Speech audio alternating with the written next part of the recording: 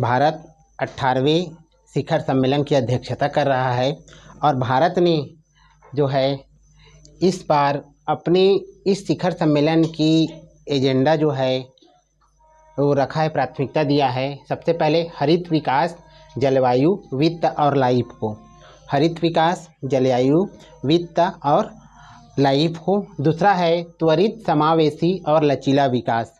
त्वरित, समावेशी और लचीला विकास। तीसरा उन्होंने प्राथमिकता दिया है एसडीजी की तेज प्रगति को। और चौथा दिया है तकनीकी बदलाव व डिजिटल पब्लिक इंफ्रास्ट्रक्चर को। पांचवा 21वीं सदी के लिए बहुपक्षीय संस्थान। और छठवां उन्होंने प्राथमिकता दिया है महिलाओं के नेतृत्व में विकास कैसे हो। तो इस तरह से भारत ने अपने तरफ से 6 जो है प्राथमिकता रखा है 18वें शिखर सम्मेलन में। 18वां शिखर सम्मेलन 9 सितंबर से 10 सितंबर तक दिल्ली में भव्य रूप में आयोजित किया गया और इस शिखर सम्मेलन जो है पूरी तरह से सफल हुआ। भारत ने अपने थीम वसुधैव कुटुंबकम को जो है पूरी दुनिया के सामने प्रस्तुत किया। और इस सम्मेलन में जो हमको सफलता मिली, इस सम्मेलन का जो सारांश क्या निकला, उसमें मैं आपको बताना चाहूँगा। ये बहुत इम्पॉर्टेंट है क्योंकि क्वेश्चन इसी से उठाएगा। सबसे पहले अफ्रीकन यूनियन का शामिल होना, ये बहुत बड़ी बात है कि अफ्रीकन यूनियन का शामिल होना, क्योंकि G20 को जो है पूरे 200 देशों में केवल 10% देश जो है वो G20 है। तो ऐसा माना जाता था कि इसमें केवल क्या है, जो बड़े बड़े विकसित देश हैं, विकासशील देश है, ऐसे लोग जो है आपसी मिलकर अर्थव्यवस्था को बढ़ा रहे हैं। इसमें छोटे छोटे देशों को भी शामिल नहीं किया जा रहा है। लेकिन अफ्रीकन यूनियन को शामिल करके हमारी जो थीम थी वसुधैव कुटुंबकम के साथ एक पृथ्वी, एक परिवार, एक भविष्य को चरितार्थ किया। क्योंकि अफ्रीकन यूनियन में जो है 55 छोटे छोटे देश शामिल है जो अति गरीब हैं। तो ऐसे में इनको भी वैश्विक जो है फैसले में इन देशों को भी प्रतिनिधित्व मिला, अपनी बात रखने का मौका मिलेगा और उसमें जो है वो अपना पक्ष रख सकते हैं और आर्थिक विकास की बातों पर अपना राय व्यक्त कर सकते हैं। तो इसमें अब 19 देश यूरोपीय संघ के साथ साथ अफ्रीकन यूनियन भी शामिल हो गया है।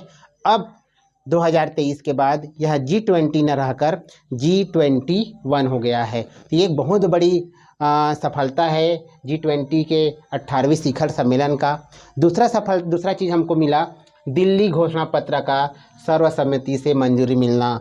भारत अध्यक्षता कर रहा है और भारत की अध्यक्षता में दिल्ली जो है घोषणा पत्र का मंजूरी मिलना भारत की जो है बहुत बड़ी सफलता है, एक राजनीतिक जीत है। इसमें क्या है कि जिस प्रकार से अभी वर्तमान में युद्ध, चाहे यूक्रेन हो या ये रूस की युद्ध के कारण पूरा तनाव का माहौल है या फिर आपसी सामंजस्य जो है धीरे धीरे करके बिगड़ रहे हैं, ऐसी समय में दिल्ली घोषणा पत्र को सर्वसम्मति से मंजूरी मिलना बहुत बड़ी बात है। इसमें अंतर्राष्ट्रीय जो कानून है को बनाए रखने की बात कही गई है। क्षेत्रीय अखंडता और संप्रभुता, शांति और स्थिरता की रक्षा करने की बात कही गई है।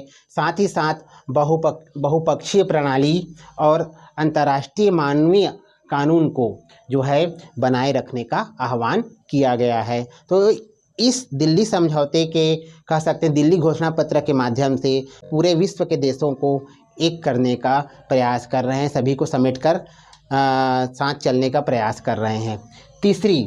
तीसरी जो सफलता मिली हमको, रेल लिंक प्रोजेक्ट पर सहमति बन गई है।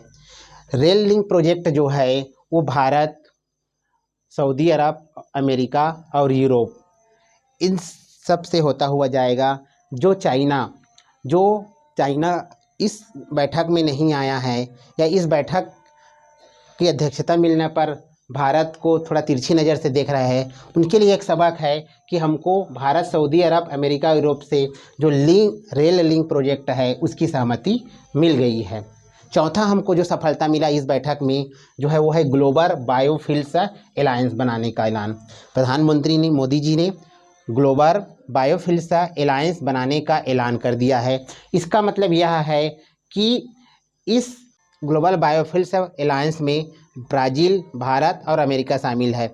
इसका मुख्य उद्देश्य क्या है? इसका मुख्य उद्देश्य है कि हम अक्षय ऊर्जा को बढ़ावा देंगे और कार्बन जो उत्सर्जन है उसको नेट ज़ीरो करने में जो है हमको मदद मिलेगी। पांचवा इसमें जो सबसे सफलता है वो है कि भारत की इसमें कूटनीतिक जीत हुई है। कैसे? दुनिया के जो देश है G20 के देश है वो चाहते थे कि यूक्रेन और रूस के बारे में चर्चा हो, लेकिन भारत ने बहुत ही कूटनीति से जो है इस समस्या को G20 के सम्मेलन में सामने लाने नहीं दिया। ये भारत की कूटनीतिक जीत भी हुई। हमने जो हमारा थीम दिया था कि वसुधैव कुटुंबकम, एक पृथ्वी एक परिवार और एक भविष्य, तो इसमें हमने जो आपसी सामंजस्य है, क्योंकि प्रेम बढ़ेगा, आपसी भाईचारा बढ़ेगा, तो हमारा जो थीम है वसुधैव कुटुंबकम जो है वो सार्थक होगा। तो बहुत ही कूटनीति तरीक़े से भारत ने इस मुद्दे को G20 सम्मेलन में बिल्कुल सामने आने नहीं दिया और यह जो चीज़ है वो भारत की बहुत बड़ी सफलता है। साथ ही साथ इस 20 सम्मेलन में स्टार्टअप 20 एंगेजमेंट को भी पहली बार स्थापना की गई है। ये भी G20 सम्मेलन का जो है बहुत बड़ी विशेषता है। तो कुल मिला के कह सकते हैं कि भारत ने यह जो शिखर सम्मेलन की अध्यक्षता बहुत ही अच्छे तरीक़े से की है। इसमें विभिन्न प्रकार के जो है सफलता मिली है, जिसका सारांश इस प्रकार है। आपको इसमें से बहुत से क्वेश्चन पूछ सकते हैं। तो कुल मिलाकर हम कह सकते हैं कि यह बैठक भारत के लिए बहुत ही सफल रहा। G20 का जो अगला बैठक है वो 19वां बैठक ब्राज़ील में आयोजित किया जाएगा और 20वां बैठक जो है वो दक्षिण अफ्रीका में आयोजित किया जाएगा। तो कुल मिला के हम कह सकते हैं कि यह जो G20 का शिखर सम्मेलन है, भारत ने अपनी छाप जो है विश्व के पटल पर छोड़ दी है। वसुधैव कुटुंबकम की जो थीम है उसको हमने चरितार्थ करने का पूरा प्रयास किया है।